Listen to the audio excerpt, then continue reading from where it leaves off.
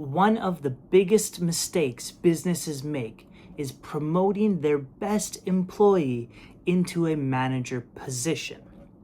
Management is a completely different skill.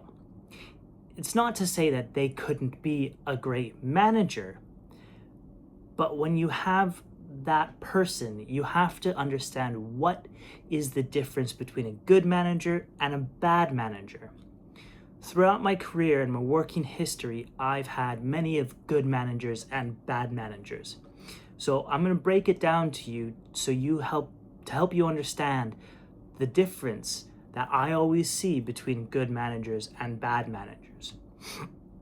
The biggest thing you'll always hear and you'll always see is a good manager leads, whereas a bad manager assigns, so to speak. A good manager will always lead their team to be better. They will lead their team in their tasks, and they will do all those things that they ask of their employees. They will show them how it needs to be done. A bad manager will just assign a task or a job or a duty and let you at it.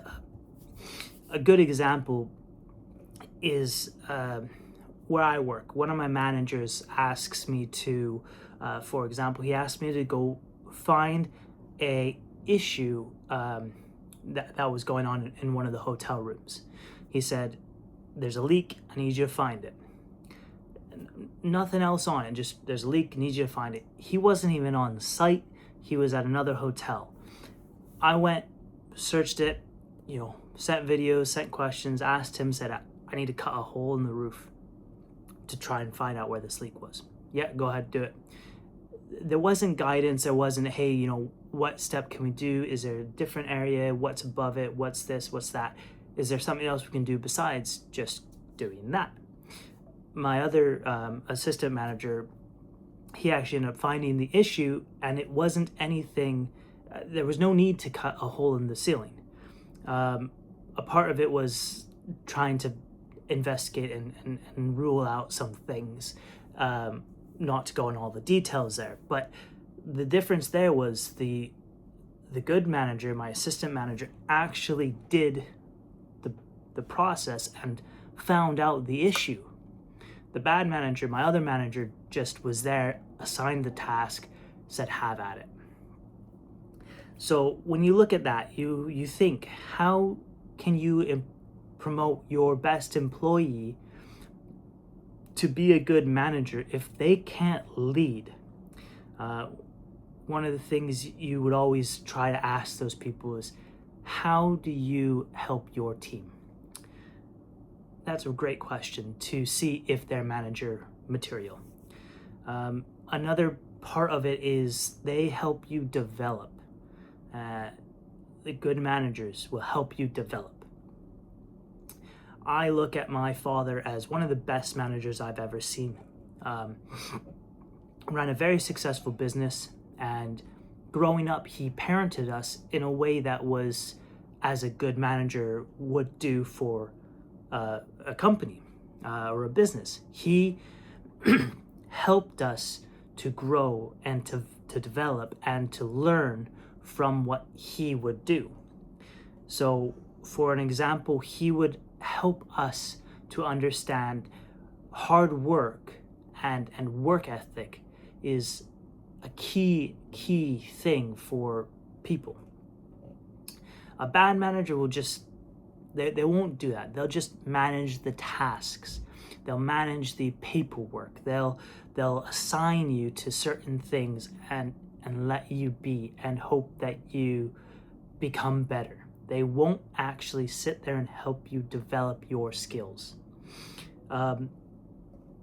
So another good thing with good managers and bad managers, good managers will communicate with you.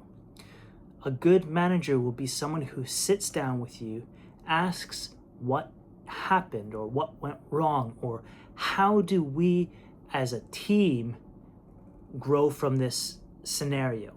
A bad manager will just assume that it was someone's fault or something bad happened.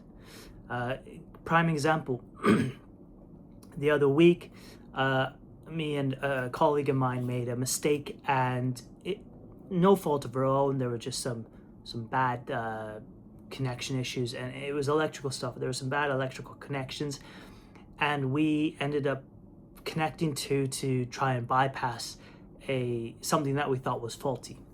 When we did that, it actually ended up catching an umbrella cover on fire, slightly burnt it and melted it.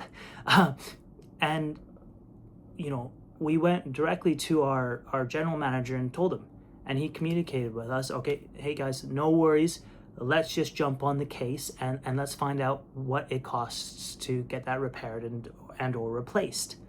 Timelines, money, all that fun stuff. He didn't assume that we did anything wrong. And that's the biggest difference there, was he communicated with us and worked to find out how to do it better and how we get past it. And that kind of leads into the next thing. A good manager will take accountability, whereas a bad manager will find someone to blame. That's a very hard one for people to realize, is if you're a manager, if I'm a manager, everything falls on me. I don't expect anyone below me to take blame for things that go wrong. Whereas a bad manager will be the first person to point a finger and say, that was them. They did that. They messed up. Not we messed up or I messed up. I always look at it as I will always own up to things no matter what. But if I have a manager who will be there for me and take that blame himself and take that accountability and say, I did this, I was the one who said, yes, do it that way. I did it. That to me is just amazing. And again, having had many different managers, good and bad, the best ones were always the ones who did these, I'll break it down to 4 things. They led by example. They helped me develop to be a better person and employee. They never put blame on me. They always took the accountability themselves, and they always would communicate what they expected. Now, I'm not sure how your business runs, but if you would like to know if you have poor managers or if you know where your manager or your employees could become good managers, I've actually developed I've actually developed a few checklists and a free checklist to help you kind of identify where issues in leadership could actually be. And that could be that you have a bad manager. If you'd like to check out that free checklist and some of the other documents I have, there's links in my bio and in the description below. Thank you guys for watching.